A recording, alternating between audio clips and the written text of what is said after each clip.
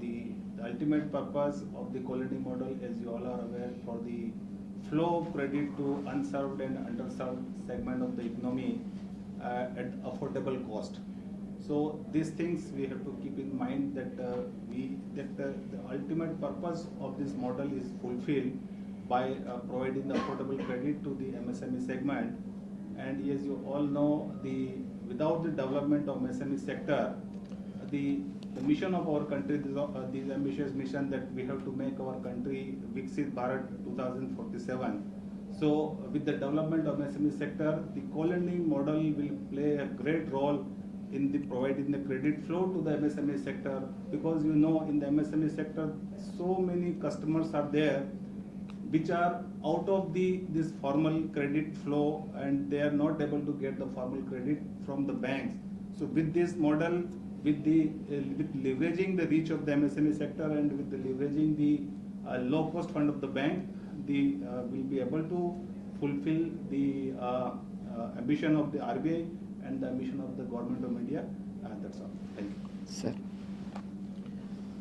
Myself, CM Kumra. I am heading Digital Lending Department in Bank of India.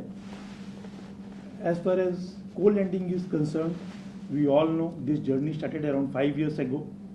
During this period, what we saw that NBFCs have developed a niche in the areas or in the segment particularly related to RAM. They have developed platforms through which the KYC or the due diligence part, assessment part, and the lending part can be done very easily. The team has been developed from the underwriting to the end of journey.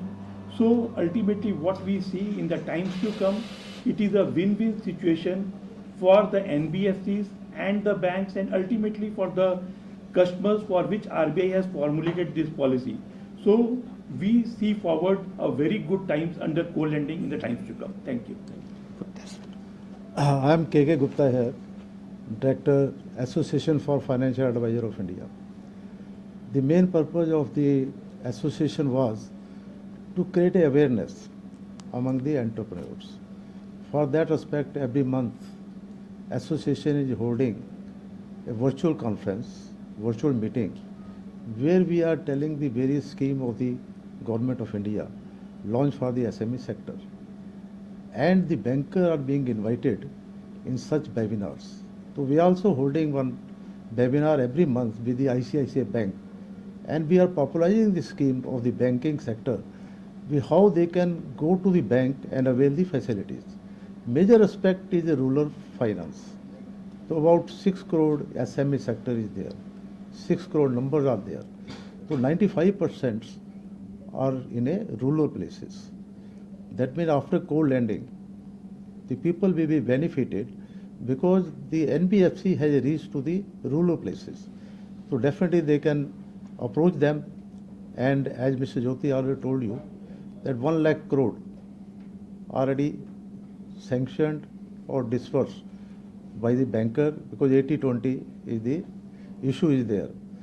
So for that, the association is playing very important role for creating awareness among the entrepreneurs. Thank you. नमस्कार, मेरा नाम प्रवीण किनी है। मैं महाप्रबंधक हूँ central bank of India से, और इस आज का जो कोलेंडिंग सम्मेलन है, मुझे खुशी है आप लोगों को बताने के लिए कि कोलेंडिंग के क्षेत्र में आज की तारीख में सेंट्रल बैंक सबसे अव्वल नंबर पर है।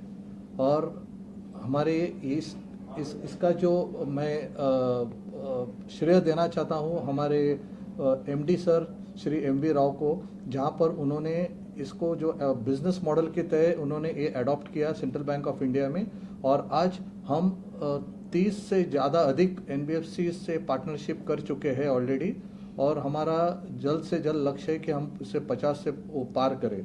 और जैसे मेरे बाकी साथियों ने भी कहा कि विकसित भारत का जो लक्ष्य है, और इसके लिए ये बहुत महत्वपूर्ण है कि हमारे जो बोलते हैं अंतिम जो लास्ट जो पंक्ति पर जो हमारे जो कस्टमर्स जो ग्राहक होंगे जिसको इसका जो लाभ होगा, तो उस लाभ के लिए डेफिनेटली बैंक का जो बहुत बड़ा रोल होगा वो एनबीएफसी के साथ उनका जो पार्टनरशिप के लिए और इस कोलेंडिंग के माध्यम से। सो नेचुरली हम चाहेंगे कि अधिक से अधिक आने वाले समय में हमारा सेंट्रल बैंक का इस पे योगदान होगा और हम चाहेंगे कि मिलकर एनबीएफसी से ये बहुत उसको सफल बनाएंगे। धन्यवाद। मैं रमेश कुमार हूँ, महाप्रबंधक राष्ट्रीय कृषि और ग्रामीण विकास बैंक नाबार्ड जो कहलाता है। तो इसमें को लेंडिंग सेमिनार ऑर्गेनाइज करने के लिए मैं एएफए को एसोसिएशन ऑफ फाइनेंशियल एडवाइजर को बधाई देता हूँ पहले तो। और उसके बाद एक को लेंडिंग ग्रामीण क्षेत्र के लिए खासकर कृषि और ग्रामीण विकास के लिए को लेंडिंग का क्या प्रणाली का रहना चाहिए और उनको भी ग्रामीण और कृषि क्षेत्र को भी को लेंडिंग के अंदर ले आने के लिए क्या मार्गदर्शन हो सकता है, उसके बारे में हम चर्चा के लिए इसमें आए। तो हमारा किसान और ग्रामीण क्षेत्र के जो लोग हैं इससे को लेंडिंग के ज़्यादा से ज़्यादा बेनिफिट ले सके, उसके लिए क्या प्रणाली का रहना चाहिए, उसके लिए हम चर्चा करने के लिए इस वर्कशॉप की। Namaskar. My name is Kirti Timara Gowder. I represent IIFL Finance. We are a large retail-focused NBFC. We are a first-generation NBFC. So when co-lending as a policy was announced by RBI, it was a big boon for us because we wanted to grow asset light. Especially about today, thanks a lot to the Association of Financial Advisors because I think this is a first of its kind. I don't think we have had a co-lending dedicated conference so far. And there are a lot of people who are involved in this. It's not just the banks and NBFCs, there are LSPs, there are technology providers, there are DSAs, there is like the whole financial ecosystem. So it is really nice to see that we have everybody here because co-lending is a win-win-win. Win for bank because they may not have the bandwidth to go and give a 50,000 rupee, 1 lakh rupee loan somewhere in the rural areas. It's a win for an NBFC because it is like a constant money on tap for us, right? It's a long-term partnership. And it's a win for a customer because what we have seen is in co-lending, customer usually gets loan at a slightly lower rate than in a normal NBFC loan. So yeah, it's a win-win-win partnership. Thank you sir. मैं managing director resurgent India limited का हूँ। हम लोग India के सबसे बड़े financial advisory firm हैं।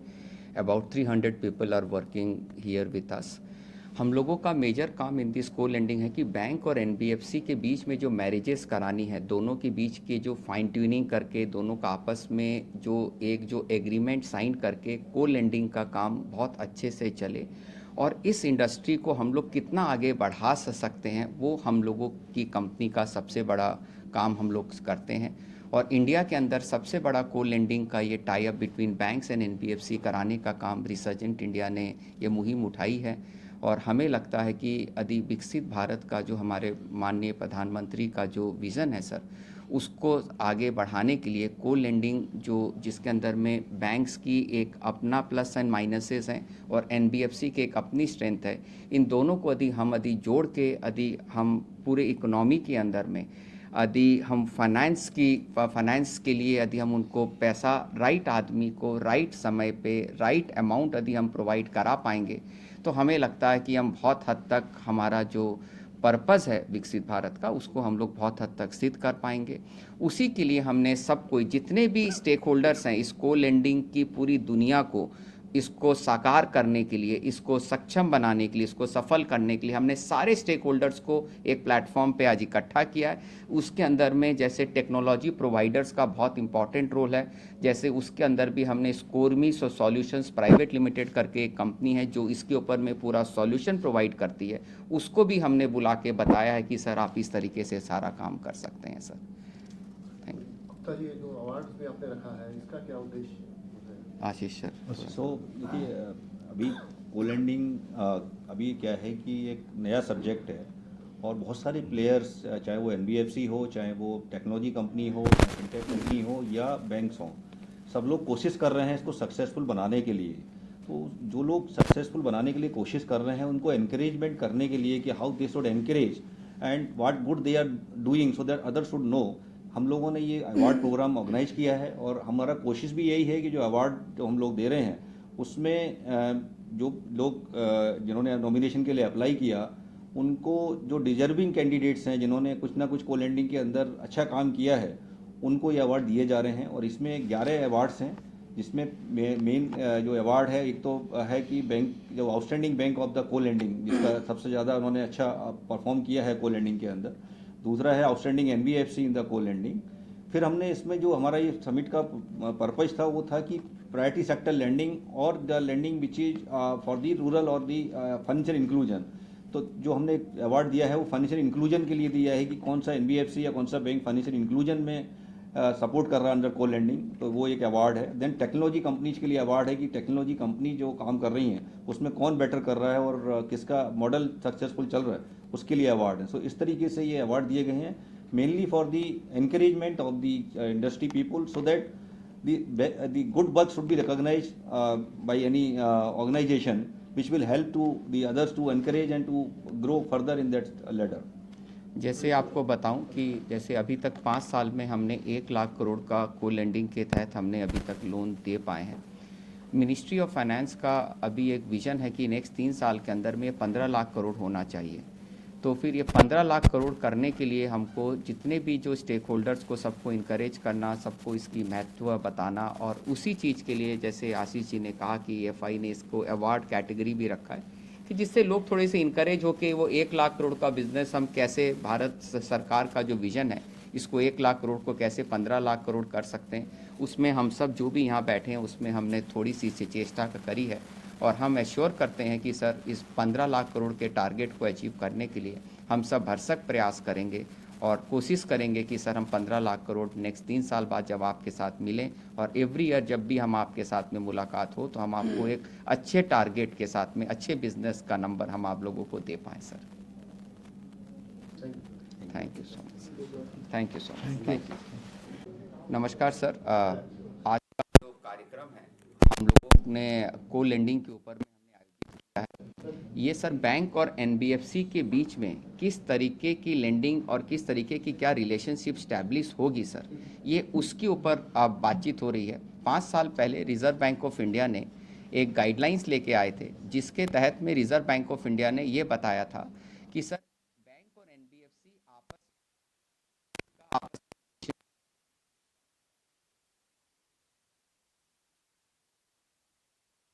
अभी तक क्या होता था कि सर एनबीएफसी को बैंक एक तरीके का 100 रुपये एनबीएफसी छोटे छोटे कस्टमर को 100 रुपये लेके 1 रुपये या 2 रुपये अपने छोटे छोटे रिटेल कस्टमर को बांटता था लोग। अब बैंक को इसके बारे में आइडिया नहीं होता था कि सर कि वो जो फाइल है एनबीएफसी ने जो कस्टमर को बांटा है वो सही कस्टमर को लोन दिया गया है कि नहीं दिया गया है। तो अब आरबीआई ने एक वो सिस्टम अनाउंस किया है। उस सिस्टम के तहत क्या है कि यदि एनबीएफसी यदि 2 रुपये या 1 रुपये भी किसी भी कस्टमर को लोन दे रहा है तो उसका 80% पैसा वो फाइल टू फाइल वो पहले बैंक से लेके आएगा और 20 रुपये का एनबीएफसी अपने पास से पैसा देगा। इस तरीके के अरेंजमेंट को को लैंडिंग अरेंजमेंट बोलते हैं। 5 साल के अंदर में जो भी रेगुलेटर या जो भी मिनिस्ट्री ऑफ फाइनेंस का जो भी एक सपना था वो लगता है कि सर कुछ हद तक तो सफल हो पाया, लेकिन बहुत तक काम करने की और ज़रूरत भी है।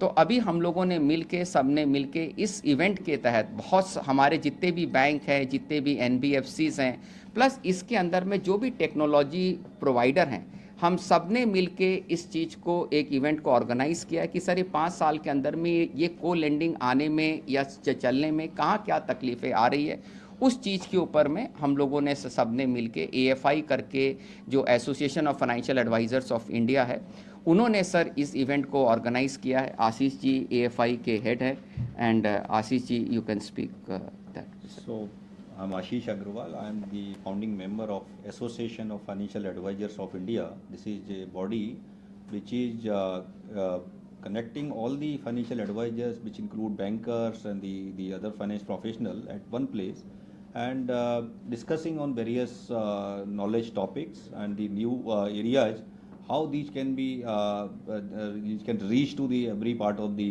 country, and everybody should be aware. So the FAI has thought of of organizing the first of its kind co-lending conference. It's a full day conference which consists the inaugural session and the 4 technical sessions.